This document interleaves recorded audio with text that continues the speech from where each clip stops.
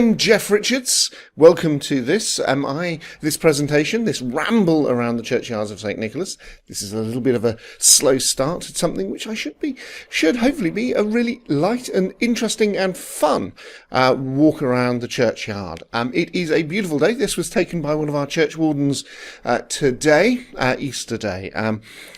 We are looking at St. Nicholas, which is it's the ancient church in the heart of Sutton, and it is very much the heart of Sutton. And I do hope that you can stay with me as we explore the tradition that this is. And I want to wish everyone a very, very happy Easter. I do hope that you are enjoying the day, even though we are in this strange period. It's got beautiful sunshine, but we are in social isolation. And normally the churchyard would be filled with excitement, filled with noise and laughter as the congregation celebrated Easter. But today I'm alone. I'm in my house. Well, I've got my family with me, but you'll hear traffic noise occasionally as they go past. This year is unlike any year that we've had. And that's why we've started these online sessions, really to get over some of the boredom that social isolation is causing us, the frustration of not being able to meet up and be with each other and do a live ramble around the churchyard. So we're living through a historic time, so it's a perfect time to be able to explore the historic aspects of Sutton. This is the second of two sessions that I want to go over, which I plan to be able to explore the Gibson Tomb. That's the big tomb in the northwest corner of the churchyard. You can see a fantastic picture from Peter Struick here. And I want to call out these pictures that I'm using, the photographs that I'm taking, largely are down to the wonderful Lucy Duckworth and the equally lovely Peter Struick, as well as John Kerr, who's provided me with encouragement, and of course Peter Leichman, who has given me stacks of research that he carried out. It's made my life much easier in attempting to create this history and as we go through. Now, why am I talking about an inspection of the Gibson Tomb that takes place on the 12th of August every year? Well, it's down to a particular set of wills which were provided for, bequests that were given to the church, and what I'm going to do, what all these are recorded, all these different charities are recorded on charity boards within inside the church. You can see these go into St. Nick's, and you can find them in the back of the church. They used to be in the tower, then they got moved into the body of the church at the West End. So I'm going to read the transcript of the charity board, and I'm going to try and do my best to sound like an 18th century parish clerk. In the will of Mrs. Elizabeth Gibson, dated 17th of December 1786, I give the sum of £500, 4% bank annuities unto the minister and church wardens for the time being of the said parish of Sutton in the county of Surrey in trust to pay and apply the interest to the future repair of the said monument and vault as often as need or occasion shall arise. And in the meantime I direct the interest of the said £500 to be laid out in the purchase of shoes and stockings for the poor people and children of the said parish at the discretion of the ministers and church wardens for the time being. Mrs. Mary Gibson, by her last will, gave and bequeathed to the minister and church wardens for the time being of the parish of Sutton in the county of Surrey £500, 3% consolidated bank annuities on trust to be applied as followed.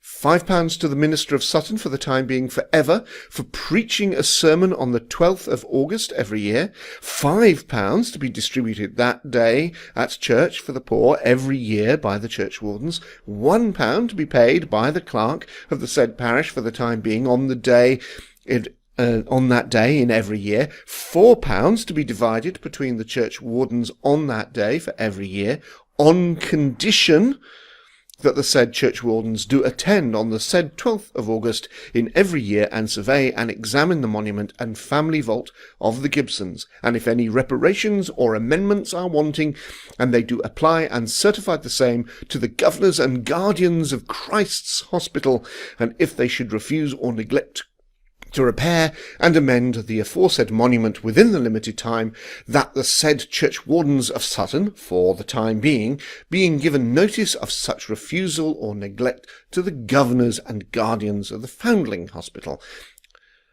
And this was given October 1793 under Giles Hatch, the rector, and then, for the time being, Richard Muggeridge and Thomas Young were churchwardens. So how much money are we talking about? £500 left in each will, and matters of around £2 being given to the churchwardens to make sure that they attended the inspection.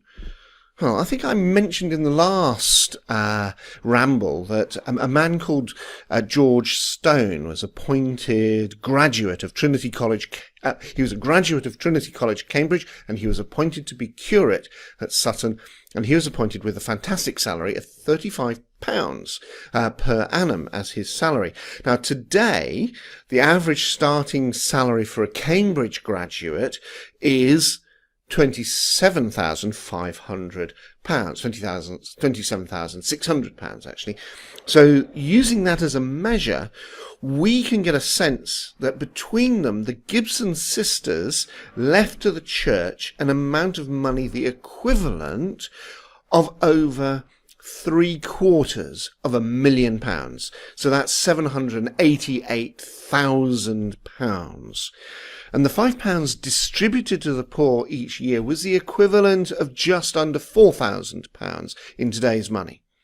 But just think, the churchwardens got £2 each for turning up on the day, and that's the equivalent of £1,500 for just actually unlocking the door and having a look around.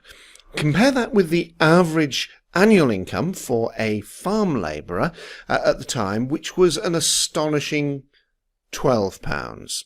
That's the annual income for a Surrey farm labourer in 1876, and that's about £9,500 in today's money. So you're looking at real income disparities there.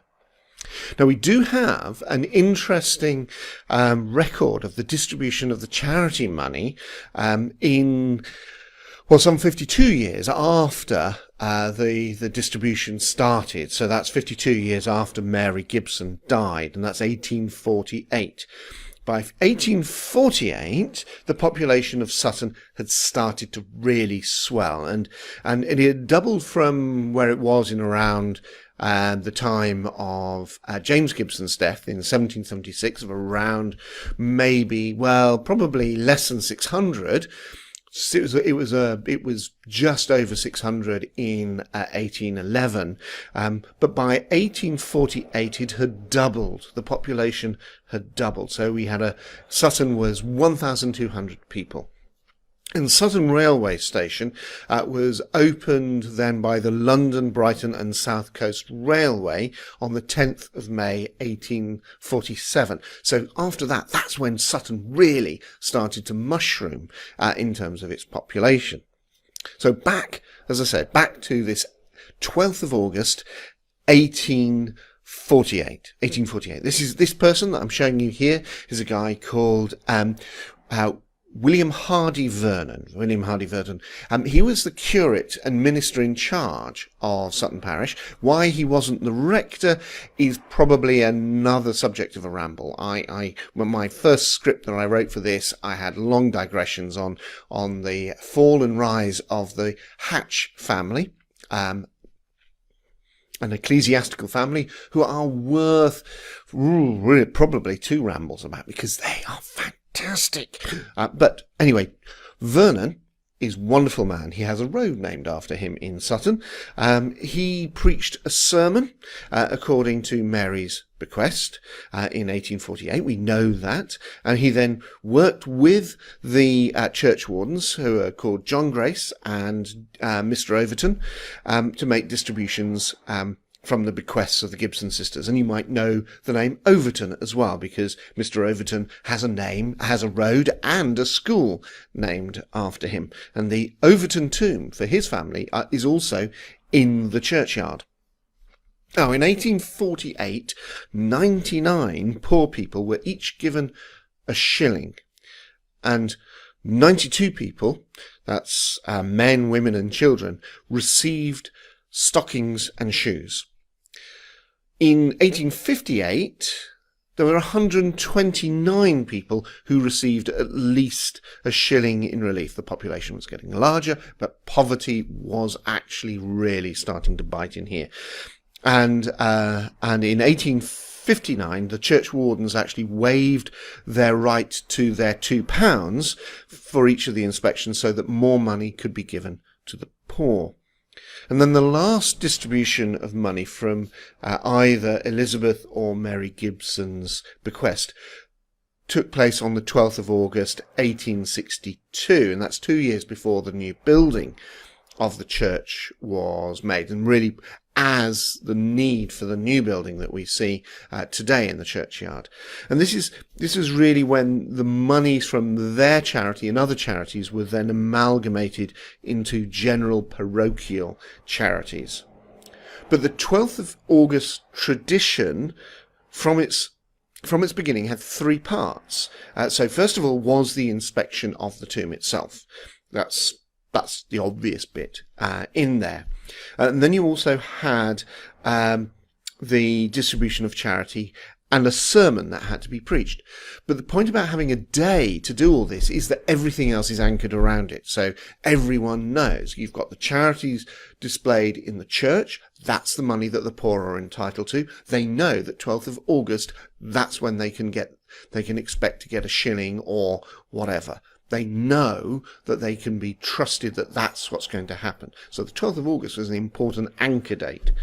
Now, since 1862, the charitable distribution, though, of monies has taken place at the rector's discretion throughout the year rather than on particular days. That's because, need doesn't happen on a particular day. It happens through the year. And what remained of the tradition of the 12th of August, then, was only the preaching of the sermon and the inspection of the tomb.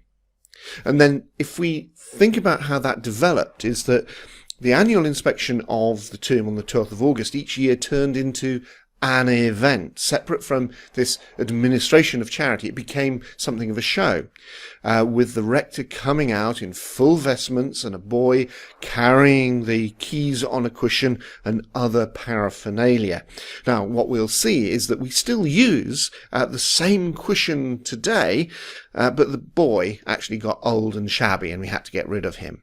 But the preaching of the sermon, interestingly, at some point in the 20th century got dropped. And there was one exception in 1965 when the newly appointed rector, a Reverend J.M. Scott, preached a sermon on the 12th of August as stipulated in the will. So the tradition really after that, after 1965, started to peter out, so only the inspection of the tomb really was taking place. And that meant that there was some confusion as to what was happening. Is the tomb being inspected, or are somehow the bodies being checked? And a crisis came about in the 1980s when the rector of St. Nicholas at the time, Father David Hazelhurst, rebelled at what he considered the undignified sideshow that it had become. And there were some prurient elements, really, about wanting to be able to have an entitlement to see inside the tomb. Now, he changed it so that the church wardens would discreetly inspect the tomb at an unannounced time. The rector that followed that actually was even less impressed by the practice and claimed, or used as an excuse really, that the condition of the tomb was so dangerous that she refused to enter it. And it wasn't really dangerous, but there was no no clear idea of what the purpose of the inspection was for. And you'd had this element within it that the conditions of the bequest make Christ's Hospital. So there's the Gibson family didn't just leave money to Sutton. That's a stonking amount of money, nearly £750,000 in modern money. But they also gave a shed load of money to Christ's Hospital as well within their will. And the conditions make Christ's Hospital, which is now in Horsham, responsible for the maintenance of the tomb. This image that I'm showing on the screen is of Christ's Hospital as it was within the City of London. And they actually carried out repairs. The last major work that the Christ Hospital carried out on the Gibson Tomb was in 2011, and that was underneath the auspices of the then rector, who was Sarah Mullally. And Sarah Mullally, of course, has now gone on to be the Bishop of London. So this is the Right Reverend and Right Honourable Dame Dr. Sarah Mullally. And building on Sarah's interest in the tomb and building on really her move to make sure that the tomb was properly, the terms of the will in terms of the maintenance of the tomb were properly carried out. You then had the new rector, who was then the new rector, Rev Justine Middlemiss, restarting the tradition after taking a long, hard look at what the tradition was about. She understood, in terms of the public ceremony, that the 12th of August tradition was intended to honour the spirit of the will, that the from a Christian point of view, that the good news of Christ should be preached and that the work of the church should be seen in public, that the hungry are fed and the naked are clothed. And she understood that the inspection of the building, and it's the inspection of the building, not the bodies, on a certain date, was all about making sure that the first two things got done, preaching and charitable work. But the whole tradition spawned some really interesting ideas. So you have a myth that grew up that the building of the tomb and the inspection of the tomb was all about the bodies, and so it was about body snatching. But that's actually deeply ridiculous, because body snatchers, and there is some fantastic stories to tell you about body snatching in Sutton. The whole idea of body snatching in the 18th century in Sutton is just, no, it's not going to, it wasn't why the tomb was there, because an annual inspection on old bodies is pointless, because body snatchers were interested in fresh corpses so they could take to the medical schools to sell for dissection. Another myth, and this is the one that I think I've shared, that certainly frightens well, I was very frightened as a choir boy, because I really believed this, that there used to be a giant toad that lived in, I wasn't clear if the giant toad lived in the tomb or behind the tomb, but anyway, if I was to go too close to the tomb, then the toad would eat me. And that's actually something that I believe others from around Sutton have certainly heard in terms of their myth as well. And the third myth, that's never really something that I did, but I really heard of, but I was familiar with, it was the idea that, and this is the third myth about it, that if you ran around the tomb 7 times, and the myth is never clear whether you're supposed to run around 7 times clockwise or 7 times anti-clockwise, but if you run around it 7 times, you can conjure up a ghost from the urn that sits on top of the building. Well, I'll let you work that one out yourself. But interestingly, the last myth is probably, it sounds good, but it is actually very, very silly. So you have the last myth that I want to mention is that when the last member of the Gibson family was buried, then the key would be taken and thrown into the Jordan. But interestingly, this one fails to take into account that the keys, and you can see that they are very serious keys, need to be used every 12th of August every year.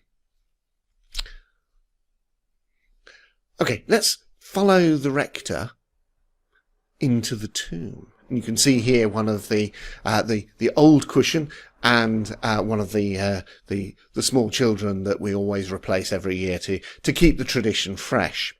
But inside, if we can ask the rector to step aside, we can see that the tomb is crowded.